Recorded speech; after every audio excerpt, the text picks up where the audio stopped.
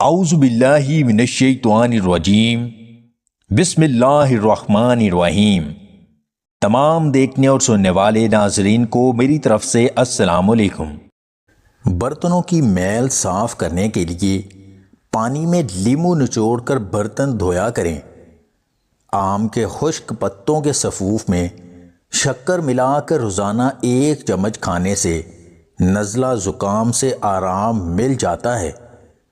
بدن پر خارش ہے تو بکری کا تازہ دودھ لگائیں، خارش ختم ہو جائے گی۔ بادام، کشمش اور کھجور دودھ میں ملا کر پینے سے جسم کو فوری طاقت ملتی ہے۔ سوہانجنا کو گوشت میں پکا کر کھانے سے گردے اور مثانے کی پتھری ریزہ ریزہ ہو کر نکل جاتی ہے۔ پانی میں انگور کا رس ملا کر بالوں کو دھونے سے بال گرنا رک جاتے ہیں۔ عورت کی کمر پر آہستہ آہستہ ہاتھ پھیرنے سے عورت فوراً جماع کے لیے تیار ہو جاتی ہے۔ سالن میں نمک کم سے کم کھانا چاہیے تاکہ گردے خراب نہ ہوں۔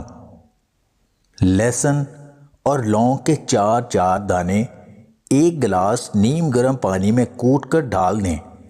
2 گھنٹے بعد اس میں 1 چمچ شہد ملا کر پی لیں، سامان ٹنا ٹن ہو جائے گا۔ نہانے سے پہلے بالوں میں تیل لگانے سے بالوں کی جڑیں مضبوط رہتی ہیں۔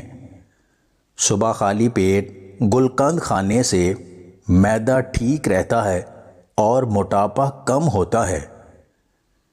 اگر بچھو نے کاٹ لیا ہے تو اس جگہ پر شہد کا لیپ کر دیں، درد سے آرام مل جائے گا۔ پاؤں کے تلووں کی جلن ختم کرنے کے لیے دہی میں پھولوں کا رس ملا کر لیپ کریں۔